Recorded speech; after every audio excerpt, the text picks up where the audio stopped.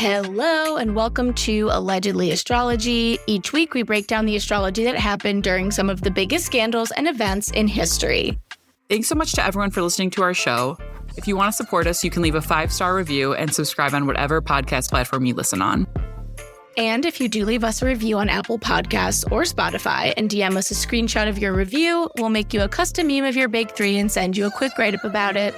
We also have a very cool and exclusive Patreon, so if you want more awesome astrology content, join us at patreon.com/allegedlyastrology. And make sure you follow us. We're Allegedly Astrology on Instagram and TikTok and YouTube, and Allegedly Astro on Twitter. You could also go to allegedlyastrology.com to learn more about us, the show, and book a reading with Dana. With that, Dana, what are we discussing today? Today we're discussing the Selena Gomez and Benny Blanco Part 2. Yes. And in our last episode, part 1, we covered their individual charts and their synastry. And in this episode, we'll be looking at some key moments in their relationship, the relationship itself, and of course, some predictions for them. Yes. So, at this point in the timeline, there's a lot of PDA still. There's a lot of going to events together. There's a lot of gushing about each other in the press. There's a lot of social media posting about each other. So it wasn't really a surprise when Selena posted showing off an engagement ring. So what was going on when they got engaged? They got engaged on December 11th, 2024, and the sun was in Sagittarius and the moon was in Aries and Taurus. So it's fitting that it's just about the 1-year anniversary since they confirmed their relationship on December 7th, 2023. It's literally the solar return of their public commitment to one another. So it's just taking it, to the next level. The sun in Sagittarius is so fun and loves to celebrate. It's the beginning part of the holidays that are really fun. You're going to parties. It's before that weird week sets in. The week that everyone talks about where it's what is happening right now? Literally a portal. You're just binge eating every day and waking up being what time is it? So the moon is exalted in Taurus and it's so romantic and loving. Taurus is a sign of security. The moon is what you need to be secure. It's beautiful. It's very relationship oriented and sensual. Mars had stationed retrograde in Leo 6 days earlier, which concerned me at the time, but it seems that they probably started dating the summer that Venus retrograded in Leo. I mean, all but confirmed in writing. And so that makes it interesting to me because it seems like retrogrades in Leo might be something to watch for them. Mercury will retrograde in Leo this summer 2025. So that could be another maybe event in their relationship. Maybe that's when they're going to get married. Maybe. I hope it's not, though. I hope. We don't like retrograde weddings. An astrologer on her team. Mars and Venus retrogrades are they're more significant because they're far more rare. So at least what we have going on right now is just so interesting to me. And Mars retrograde can make it hard for maybe them to set a date or get certain plans underway. But as long as they don't get married with Mars retrograde, their union will be safe. Oftentimes people who get married with Mars retrograde can have, sometimes there's not on the same page in the bedroom. And Mars retrograde in Leo was opposite Venus in Aquarius, which is very gender binary. So Mars relates to men, Venus relates to women. It reminds me of, I don't know, I'm sure you guys have seen it. There's a Greek sculpture of a woman sitting on a pedestal and she has great posture, just fact. And there's a man kneeling before her, kissing her legs. And it's very, cute, sensual, hot. I don't know. I love it. As a Leo rising, I tend to like that, I guess. So it just really, I think that's giving that. And then looking at Selena's transits, Mars retrograde in Leo is conjunct her ascendant. So this is especially significant because she's in a 9th house Aries Mars year, and Mars conjunct her ascendant triggers significant beginnings. Transits to the ascendant relate to beginnings. Venus is conjunct her descendant, and this indicates a pleasant time in a relationship. It's when, you're getting along, you guys are really into each other, maybe making art together. The North Node is transiting Aries, which is her perfected sign. And another transit that triggers major beginnings is when the North Node is in, or endings, but the nodes in either node in your perfected sign will be significant. And then just peeking at Selena's solar return, the moon was conjunct her descendant in her solar return chart, or in Aquarius, which, especially because she's a Cancer sun, this really just puts her in that moon. The sun rules her rising, the moon on her descendant. This is a big year for relationships for her. And also a year of her giving, I think, of herself to her partner. And It was right after a full moon opposite her sun. So that would be also a time when there's such a shining a light on the relationship and how, how they want to commit to each other. And it's the first solar return chart that she's had with Pluto in Aquarius in her 7th house of marriage. So maybe Pluto's good for her. I mean, and then looking at Benny's transits, the moon in Taurus is conjunct his natal Jupiter and Venus. So the moon is like the hands on a clock, and it was romance o'clock for Benny, for benefic Benny.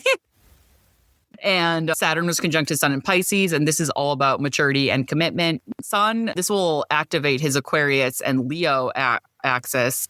He has his Mercury in Aquarius. I desperately need his rising sign. But just in general, it's like Saturn conjunct your sun is going to be a humbling transit, but he got like the beneficial kind. I feel like one thing to me that unites the best part of most religions is there's a humility in every religion, right? There's grace and humility. And so I think that this was almost like a sacred experience for him. It's a sacred relationship, especially in Pisces.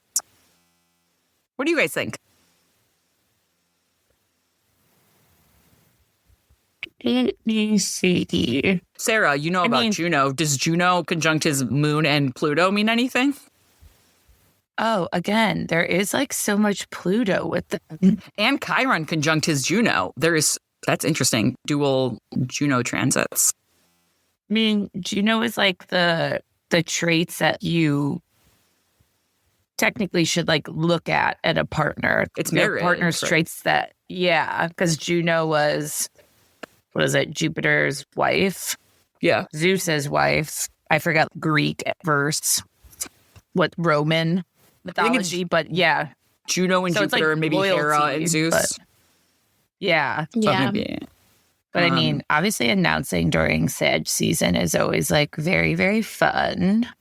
Also, it was right after her lunar return. Like the moon in the middle of the day was at 0 degrees Taurus. So her moon is at 25 degrees Aries. She's in an Aries year.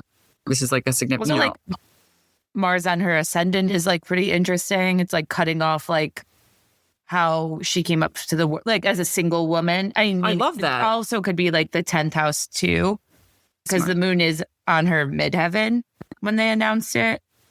But it is cutting off your former, how you came off to the world, and now you're different. Now you're like a fiancé. Fiancé. Yes. So fans were positively thrilled for Selena, but not everyone shared their enthusiasm. And people were chatting when Justin Bieber posted a meme that featured a scene from Lord of the Rings when Gollum holds up a ring to his eyes in awe.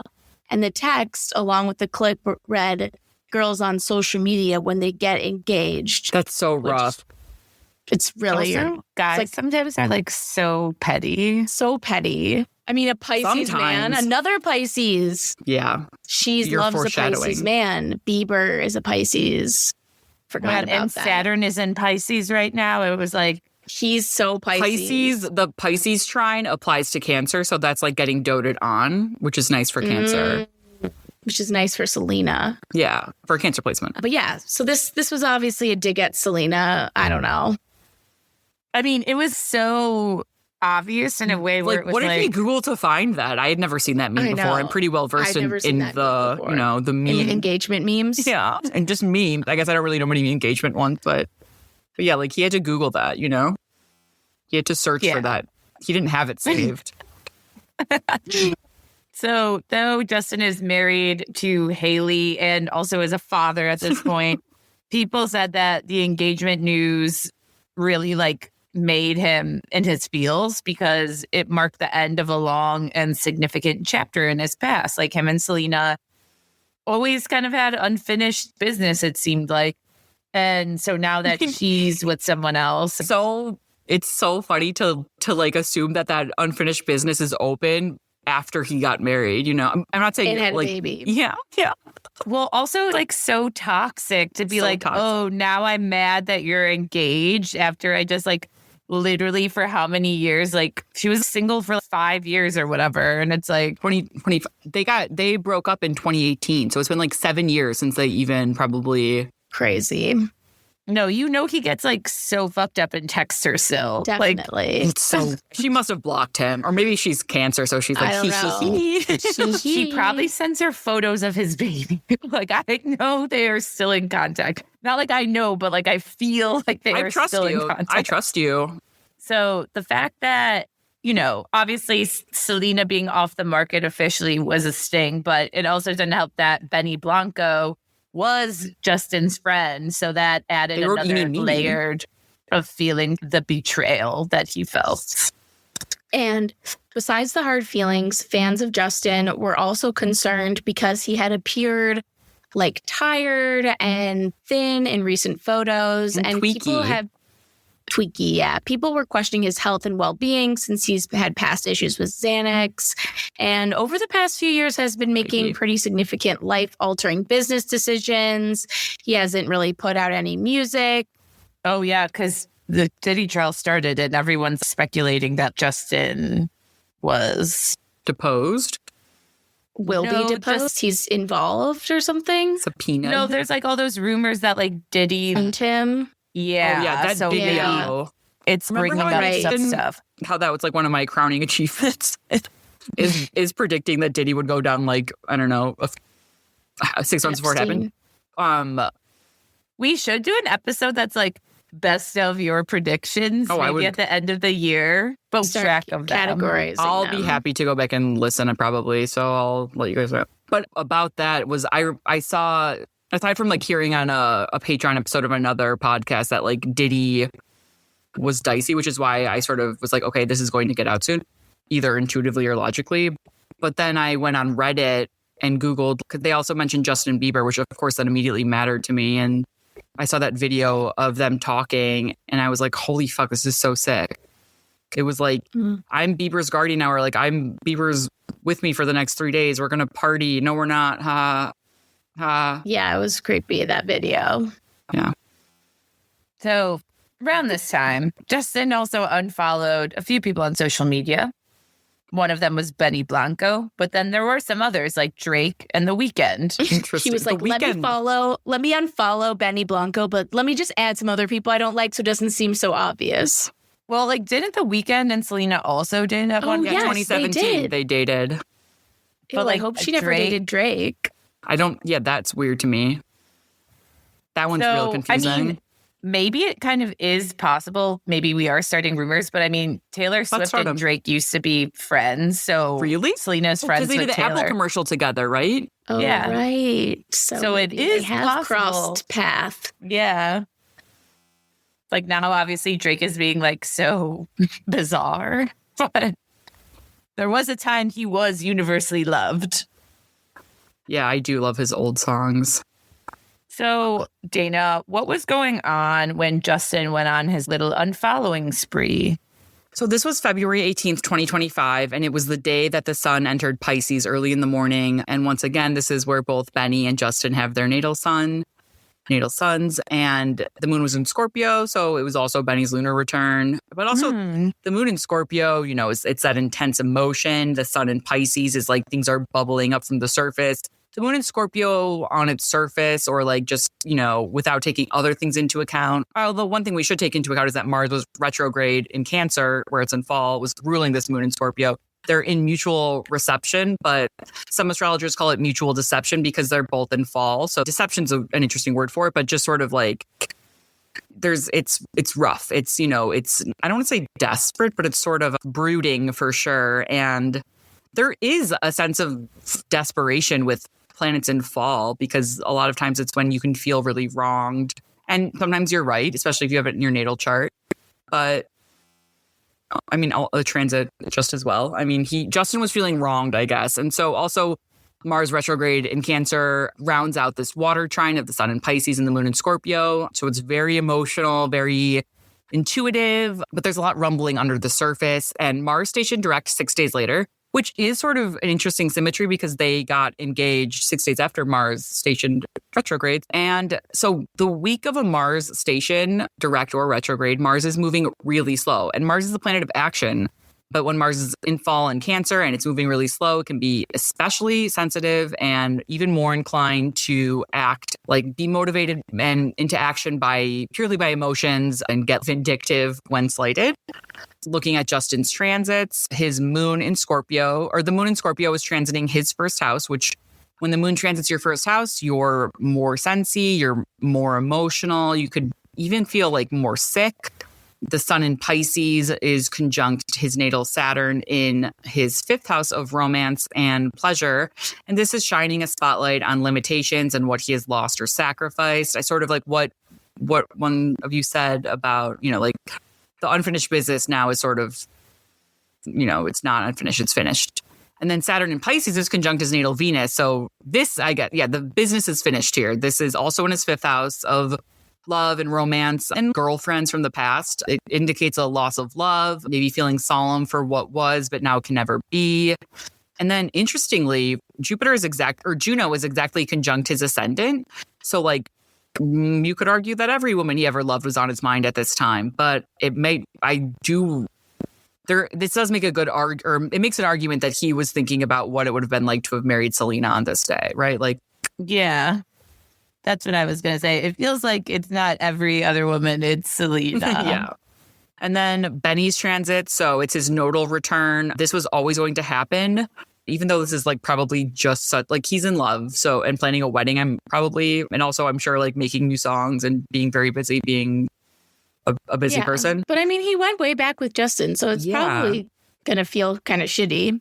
But yeah, it's also his lunar return, and which is connected to the nodes in Scorpio. So the moon in Scorpio, again, is in fall. So this is feeling betrayed or sad, especially with Mars in Cancer trining his natal moon. It's sort of like, oh, maybe he never saw it coming or thought that they would be able to, it wouldn't be something that they had to deal with, or, And then I just peeked at Justin and Selena's Davison chart and what the transits were on this day. And it was kind of interesting. So I've included it.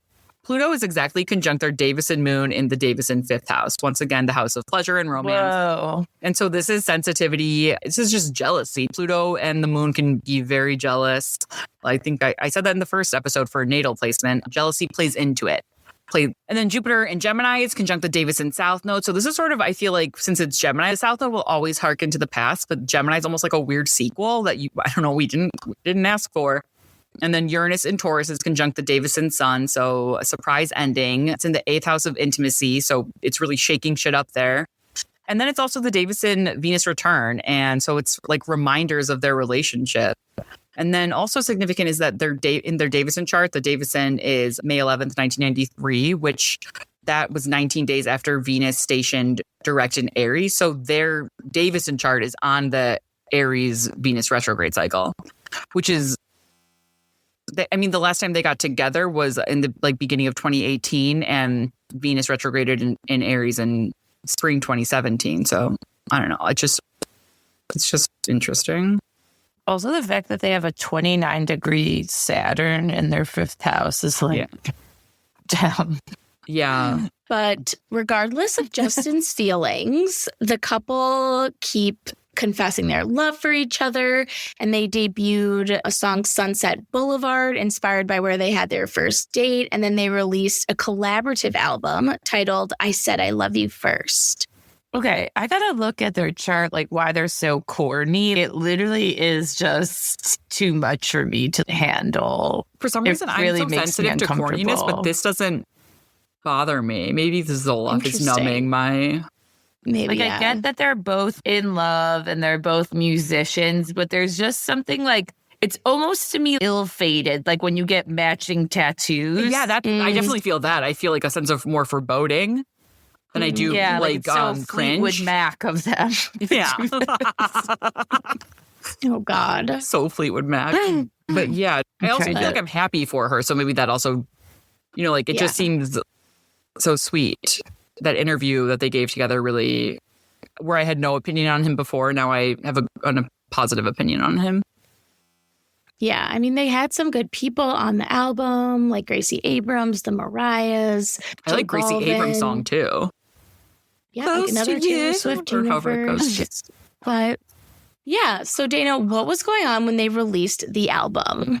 This was March 21st, 2025, and the sun's in Aries and the moon's in Sagittarius. So it's fire. It's passionate. Also, I mean, it's the sun. These are two signs that are really sort of, they're all about themselves, but when they're all about you, they're all about you. You know, it's not, fire gets a really bad rep for that. I'll take my personal beliefs elsewhere, though. But Sagittarius is a significant sign for them. So they announced that they were together when the sun was in Sagittarius in December 2023. They announced their engagement when the sun was in Sagittarius in 2024. Right. So the moon in Sagittarius is like looping it all together. And the sun in Aries is exalted. It's like, hello, I'm here. We're starting a new year. And then Venus and Mercury are retrograde in Aries, conjunct the sun. So Venus is in detriment in Aries, and Mercury in Aries is impulsive and like speaking and, lively, very quick-witted and funny. And so with these both there, I feel like where Venus, like just the planet, is willing things your way, Venus in Aries goes to get what it wants to will its way. And so this is sort of a cutesy little argument about, I said I love you first or whatever. No, I did. No, I did. No, I did. And so I feel like that. I hate that. And you really don't find that corny, Dana? That's so shocking. It is. Oh, also, Mars is in Cancer, trining Saturn in Pisces, which having such an effect with Mars on ruling the Mars in Cancer, ruling Sun, Venus retrograde, and Mercury retrograde, that definitely gives corny to me. Right? It's very watery. Yeah. I mean, honestly, this was also, I wish I'm a little upset that I don't feel more violated by this title, but I just don't. Good. Maybe that means they've got a good thing going. Yeah, maybe. So, okay, we know at this point they've been dating since 2023. We also know they have a lot of shared interests, like being corny, PDA, making music, cooking. It's also been said that their families are super supportive of the relationship. So now let's take a look at their Davison chart. So their Davison is May 16th, 1990. It's at 2:39 a.m. Universal Time, and it's in a midpoint in space. So it's in the middle of both of their birth locations. And so the sun is in Taurus, the moon's in Aquarius. This is a last quarter moon, just like Selena was born on a last quarter moon. A Taurus sun is very inclined for love, for music, it's shining a light on like wanting to be cozy together forever. The Aquarius moon is so interesting, but it's conjunct the North Node. So an Aquarius moon with the North Node it's going to be a little maybe more intense than an Aquarius moon, which gets sort of the reputation for being so emotionally aloof. Yeah. My dad refers to it as extraterrestrial. I love that. I love that your dad has a reference for that. That's so awesome. But yeah, that's right. It's extraterrestrial. And I guess maybe they're both aliens, and that's why they're so corny. Like weird from the together. planet corny. I feel like the Aquarius moons feel comfortable when they can be their weirdest self. Oh, I love that. And they probably can together. They probably can. They had that the nacho cheese, like they had Taco Bell. That's what I was going to say. I feel like the bathtub was full of nacho cheese or something that I literally had to click out of because I was upset. Yeah, they're being so weird together. Yeah. So one thing I think is interesting about this chart, the sun in Taurus is ruled by Venus in Aries, which is in detriment. And Venus in Aries is ruled by Mars in Pisces. And so the sun is ruled by Venus, which is one sign behind it. And Venus is ruled by Mars, which is one sign behind it. So I feel like it's unlocking. I don't know. This to me gives access to the unseen. They're willing to work through things together. They're able to work through things together in a way that maybe, I just think that that's what it's giving.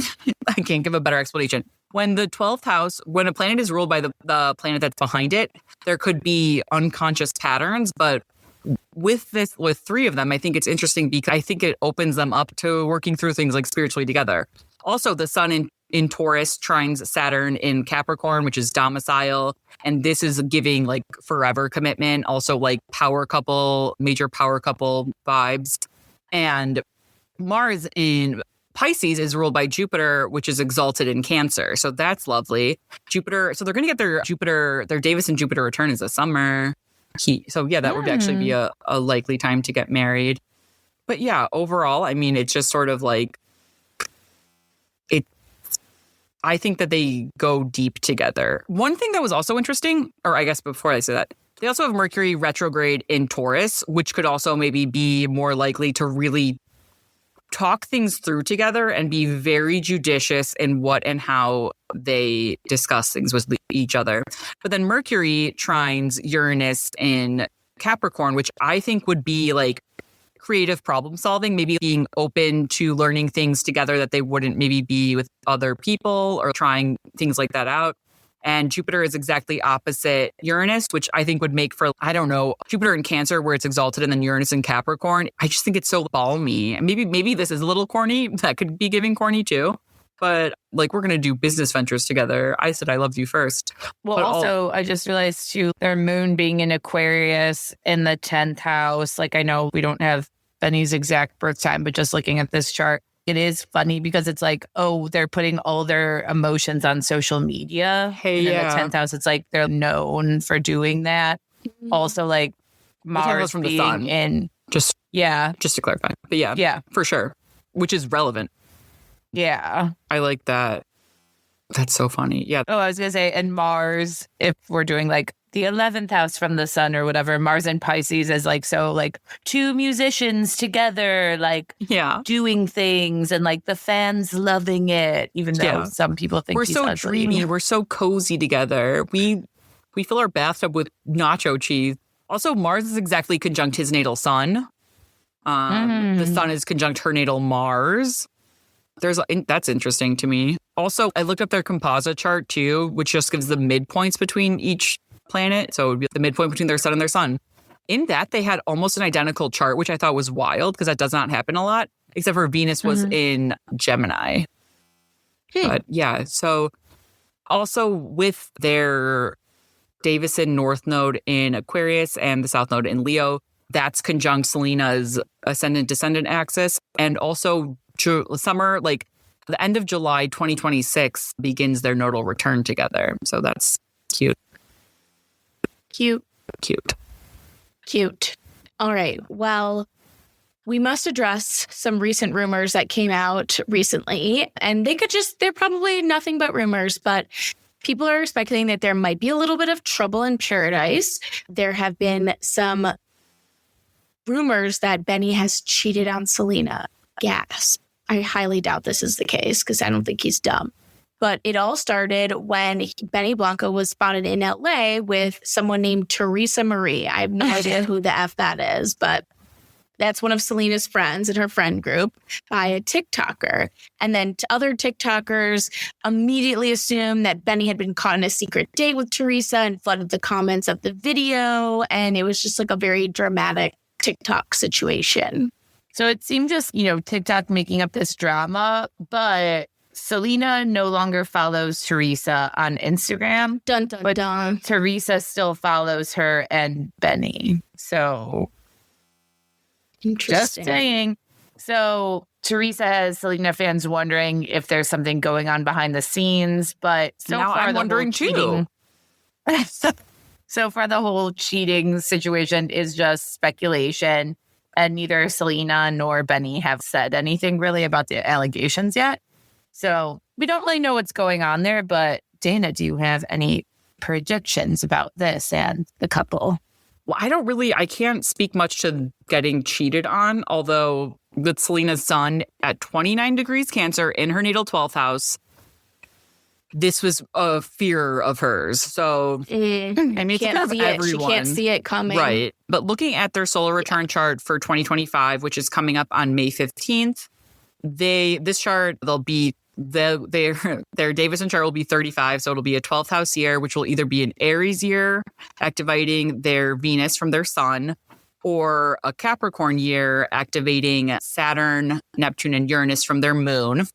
And also, so it's a solar return, their Venus return, and their Mercury return, which is pretty cool. It's a time for locking in, that's for sure. But one thing I saw that I love is that there's this dual activation, which I'm forever obsessed with Mars conjunct the South Node. So So transiting Mars in Leo is conjunct their Davison South node, and then transiting North node in Pisces is conjunct their Davison Mars. So Mars, and with the North node activating Mars, Mars activating the South node, it's so interesting. It's like acting now. And in Leo and Pisces too, it's very it's like soupy, emotional. Leo is a lot more like Pisces than we want you to know. Generally, in terms of being sensitive, but it's also with Mars ruling their Davison Venus, it could indicate that this is just when they're getting committed, they're loving, they're getting committed to loving each other, for sure. Maybe the year they get married. Something that gives me a bit of pause is that Pluto is conjunct their Davison moon, although we don't know the exact degree of their Davison moon. So Pluto might have already had its little dance with that. But in any event, Pluto conjunct the moon, the Davison moon could indicate cheating. It could indicate general jealousy. It could indicate them being a power couple, just like Sarah said, with that the moon being from the 10th house, or the moon being in the 10th house from the sun. Pluto transiting the 10th house could be like, we're the power couple. It could also be making other people jealous, aka Justin, I suppose. And then Uranus is conjunct the Davison sun. And it's been conjunct the Davison sun for the past 2 years. So that's also been them getting together. And then looking at Selena's solar return, she will turn 33 on July 22nd, 2025. And she'll enter a 10th house Taurus Venus year, activating her natal midheaven and her natal Mars. Her natal Mars, which is in detriment. Her natal Venus is, of course, exactly conjunct her ascendant, which activates her natal Venus is conjunct her natal ascendant. And so this will also activate her 1st and 7th house axis.